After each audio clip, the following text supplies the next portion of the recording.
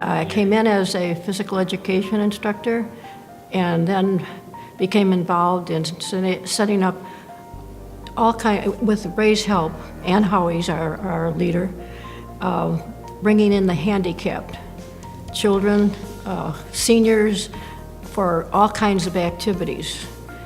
And one of the hardest thing wasn't, we couldn't get a swimming pool, we didn't have a gymnasium, we had nothing.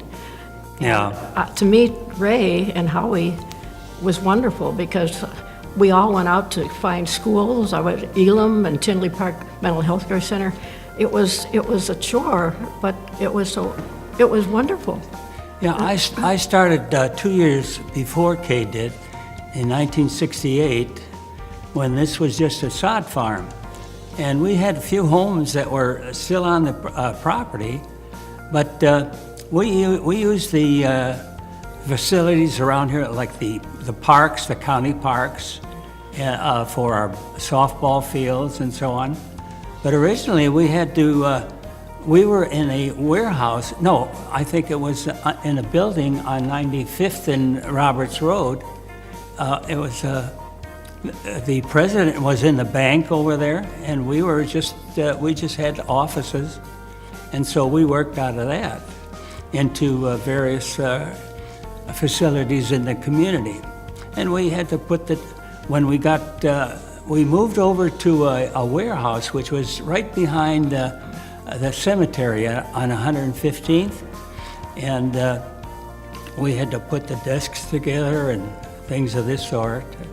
So we had a lot of pioneer stuff that we had to do.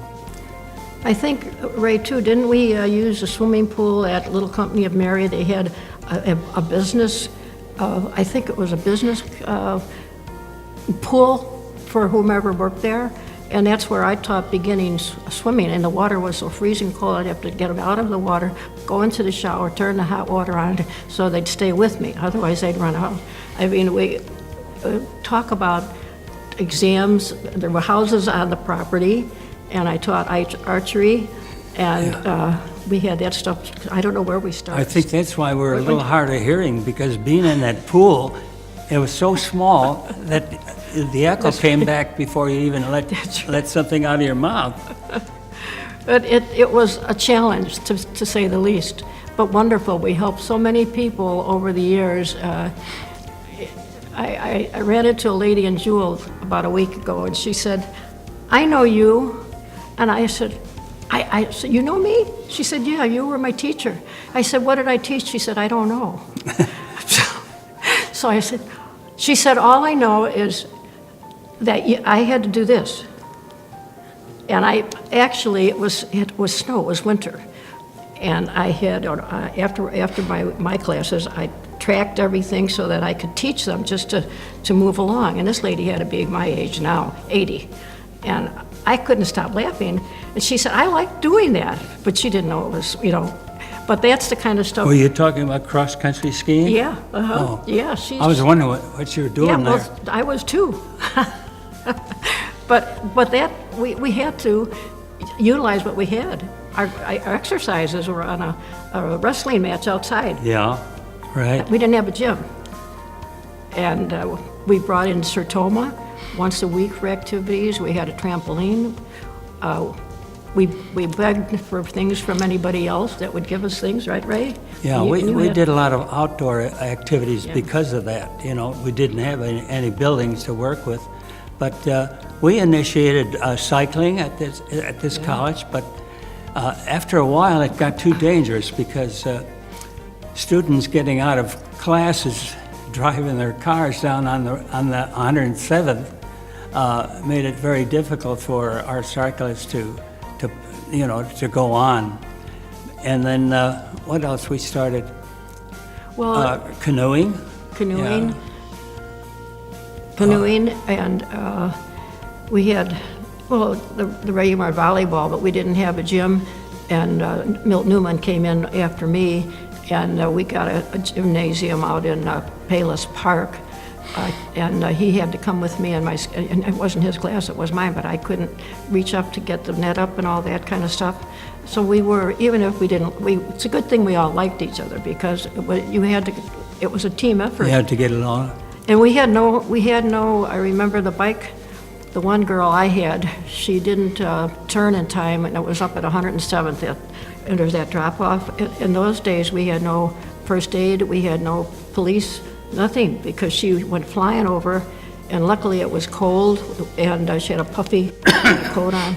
So I drove my car right down there, and I had to take her to the hospital. I remember that we had those kinds of things that, right? Kay, did you do any swimming at that pool on 95th Street? I did. In that motel?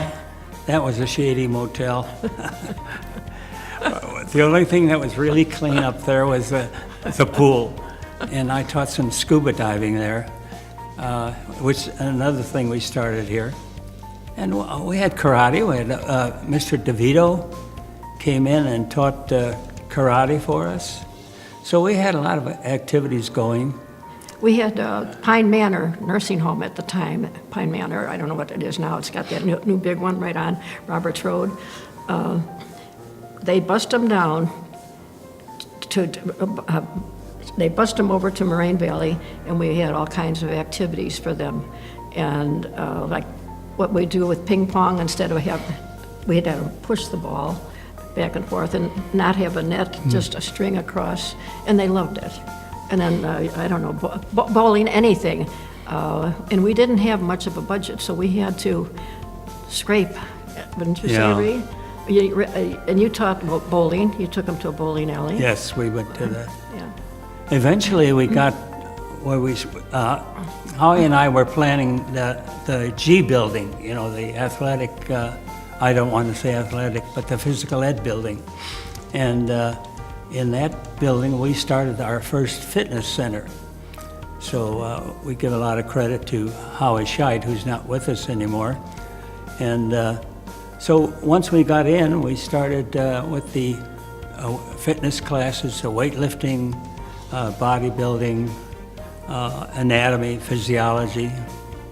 And Kay mostly dealt with the most of the sports, and then I worked with a lot of the young children, like Elim. We'd go over there and we would teach them swimming, and Tinley mental health care. And we had, it was a joy for us to work with people that nobody wanted to work with. And like Sir Toma, we would get them up on the trampoline, and how we'd probably get up there, or you or me, and to see somebody that got attention that normally would get no attention. And then children, we had all kind. I trained my students first, and then we'd bring them in from the school, and anywhere from like say sixth grade up, whatever, all kinds of activities appropriate for them. And we had the most fun with the Down's syndrome people. Oh my gosh, yeah, they're really remarkable. And even there was no prejudice. We'd start out with a little singing song kind of thing, and you could be black and you could be yellow or what, it didn't matter. It was just wonderful to watch that. And so the teachers were happy to come because it gave them a break, and they could evaluate their children while we were teaching, and we had like a circuit kind of thing, and my students did all the teaching, right, Ray? Yeah. And then like finding places, I remember the thing that got Howie, that he decided to hire me. He said, "You like horses?" I said, "Yeah, I like horses." And he said, "Well, how many times you ride?" I said, "Once, in high school." He said, "You're hired." So anyway, I went down to the barn, and it was in that area, and I worked with the teacher there, because I said, I can't teach it, but I can be an assistant. So I mean, I actually, with them, learned enough that I could teach on my own, but I didn't. We always worked as a team. And we taught English and, what's the other one? Can't think of it now. Anyway, both English and one side, whatever, I don't know. We taught both. And we got out on the trails, even in the winter. And one boy, I remember, Ray, he was not interested at all in any kind of activity. and he was kind of awkward and so on. And the teacher we had was outstanding, and I could assist her. He became our best writer. And to think about his behavior, Yeah. what it did for him, it was wonderful. That we had, Yeah. I felt a lot of successful things happen. We didn't know that it was going to happen. I taught some You of know? the sit-down classes, like, taught the physical ed, people that wanted to be physical trainers. So we taught them anatomy and so on. Eventually, I settled down into first aid, and that was my main topic or class throughout my years here. And it was very fruitful for me because we had a lot of people come back and tell us how they saved people. I had a woman in class one time that we were talking about choking, what to do for the choking.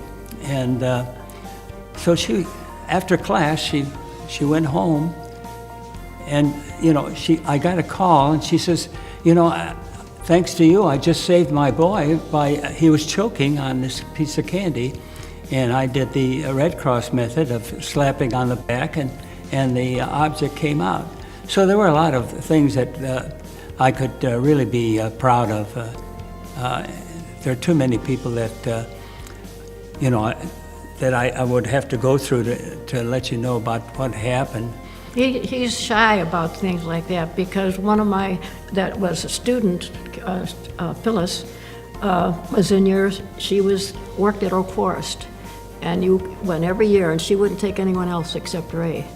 And I've become a friend with she and her husband for camping and things like that, which you and Howie took them on canoe trips. Yeah. And I took them on hikes, like to the mountains in the summer. And not only young people, but some that wanted to go, but they didn't have anybody as a leader where we knew all this and we could get the materials that we needed. Yeah, Howie would take them out west. Me too, on a lot of trips, Colorado. and you went along Yeah. with it. But Yeah. then we kind of settled down up in Minnesota. We went boundary water canoeing there, and canoeing on the Mazon River in Missouri. And we've had a lot of near, I don't want to say death experiences, but we had a lot of tips, kids that were not too well schooled in canoeing, and but we took them out anyway. I had experience with going to Colorado with them by myself, and I took one of my good students that I felt could, drive the van and so forth. And the one boy said, "Well, I really didn't want to take this class because," he said, I don't care about camping." I said, "Well, you're stuck because we're gonna be walking a mountain." "Well, I don't want to do that." "Well," I said, "You got a long way to get back home, so I think you better do it." Anyway, it poured rain, and I said, "We're going to have to bundle up a little bit." I said, "You're going to be in the car with me and sleep there, go in the back or whatever." "I know, I'm not going in there with the teacher." Anyway, by the time we finished, he said, "You know what? I've never thought I would ever do this, and I had so much fun, and I had friends. I never had a friend before, because I get one of the good guys." Yeah. And I'd Some say, of "Go them- help the kid."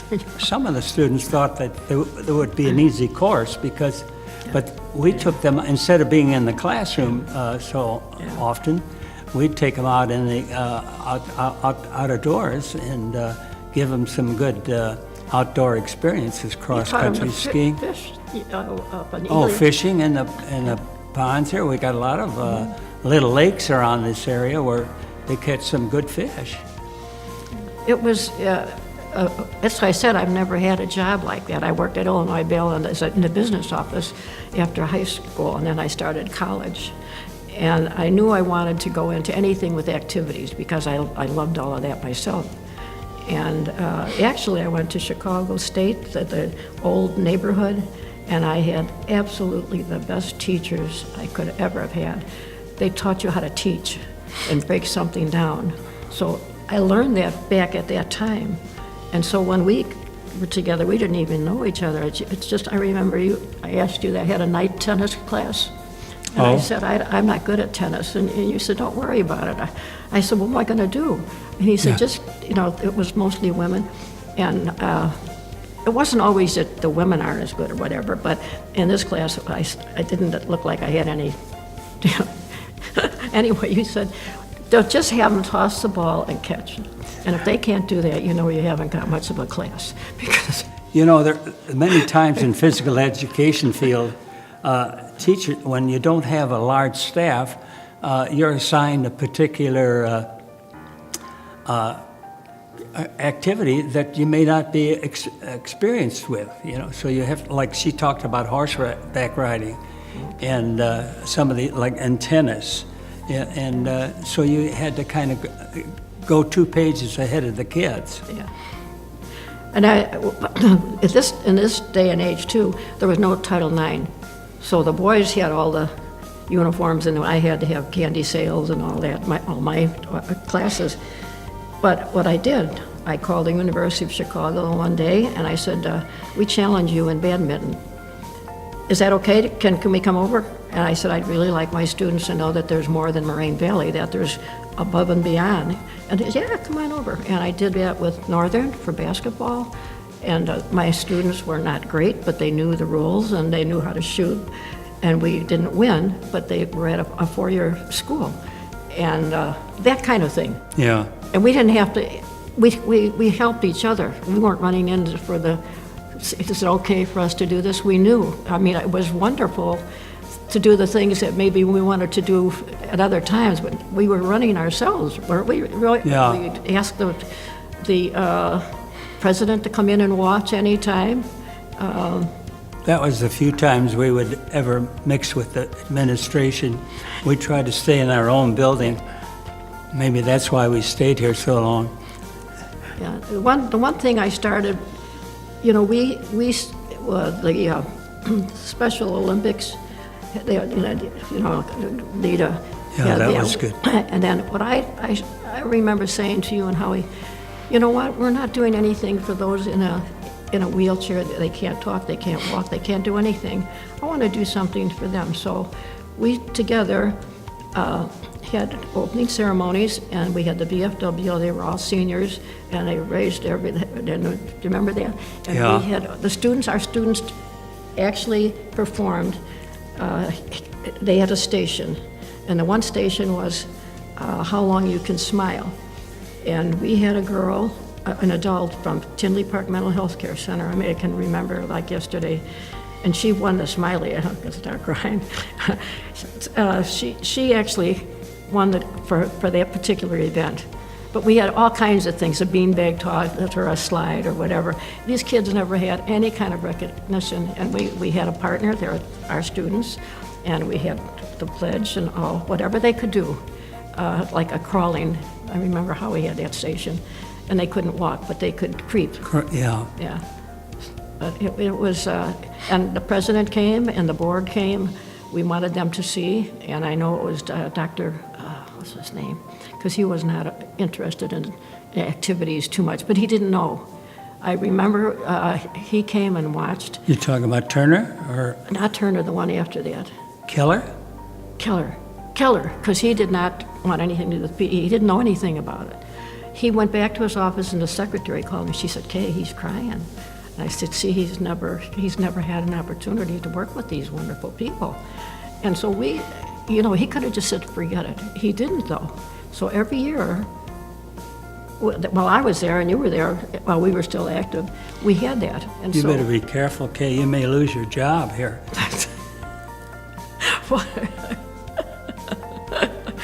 I don't know, I think I need a rest. Yeah. I could have borrowed my cane. But we were, I think Ray would agree, we were very lucky to have the support from our school. This school is fantastic. It really is. Yeah, it was. It was a great experience being at Moraine Valley. In fact, that's why I stayed so long. I stayed from 1968. I retired in 1990, and then I continued as an adjunct professor up until 2013, I think it was. So I was like the old man of the community. Well, maybe that's why you can't hear.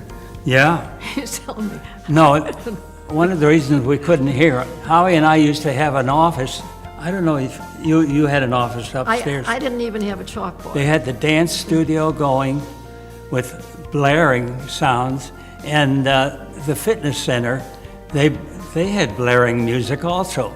So that's what we attribute to our lack of hearing. Yeah. I started a Wednesday night open gym, no teaching, volleyball, basketball.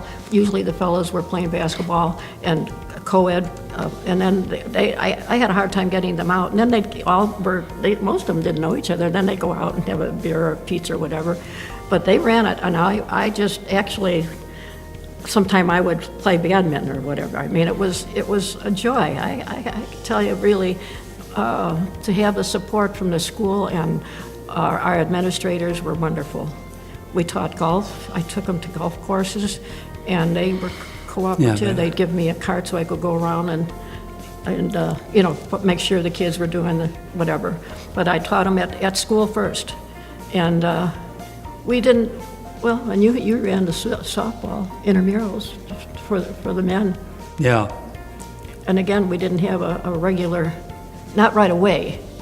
So we're going right to the very beginning, and that's pretty exciting. We got a lot of our students for the 2-year degree. We were able to get jobs. I remember when we were playing basketball in wheelchairs, and these people that had these wheelchairs, they were a little different from the ones we had. So when we had to move around on the courts, I would get cuts right in between my thumb and my first finger, because we didn't have that paraphernalia that they had, where they wouldn't injure their hands as they pushed along. The one thing too that we started was I wanted my students to know what it's like to have to go out to try to get people to donate money so you can buy equipment. And I never liked to do that. I still don't like to do it. But anyway, they did, and restaurants that they went to and so on and so on. And then we'd have a Christmas party at Moraine, and we had presents for all the people that came from the various facilities that we were tied in with. Yeah. Yeah.